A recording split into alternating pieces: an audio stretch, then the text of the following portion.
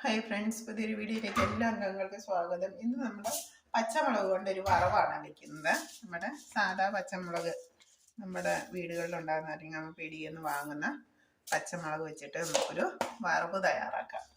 ഇനി പച്ചമുളകും തേങ്ങയും മാത്രം മതിയേ.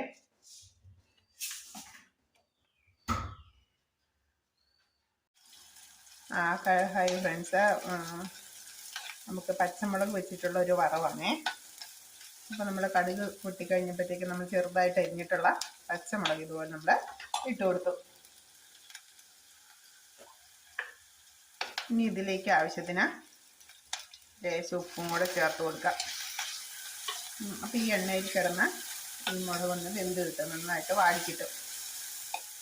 ഉപ്പും മുളകും കൂടെ പിടിച്ച് കഴിയുമ്പോഴത്തേക്ക് നമ്മൾ ഇതിനാവശ്യത്തിനുള്ള തേങ്ങയും കൂടെ ചേർക്കണം. ലോ ഫ്ലെയിമിലിട്ട് തയ്യാറാക്കിയാൽ മതിയേ. ശരിക്കും തേങ്ങ മുളക് മാത്രമേ ഇതിൻ്റെ ഇൻഗ്രീഡിയൻസ് ഉള്ളൂ. വളരെ പെട്ടെന്ന് തന്നെ നമുക്ക് തയ്യാറാക്കി എടുക്കാം പച്ചമുളക് വെച്ചിട്ടുള്ള ഒരു വറവ്.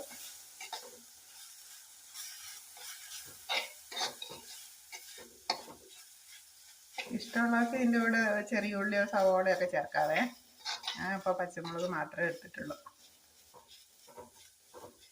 പച്ചമുളകും തേങ്ങയും വെച്ചിട്ടുള്ളൊരു വറവ്.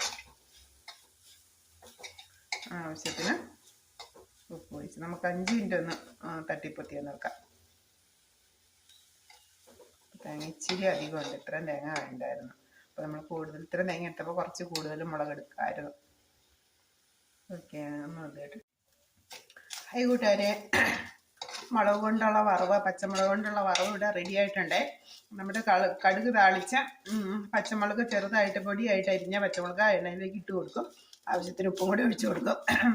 അപ്പം നന്നായിട്ട് ആ മുളക് നന്നായിട്ട് ഉപ്പിലും എണ്ണയിലും കിടന്ന് വാടി വന്നു കഴിയുമ്പോഴത്തേക്കും ആവശ്യത്തിന് തേങ്ങയും കൂടെ ചിരകി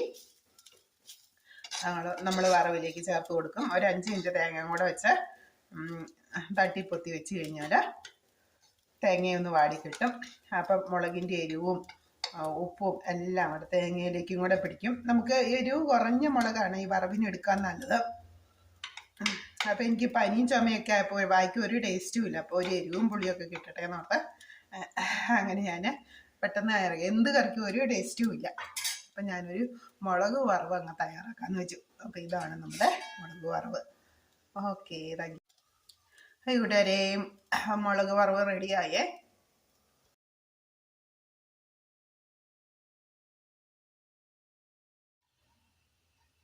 കൂട്ടുകാരെ, നമ്മൾ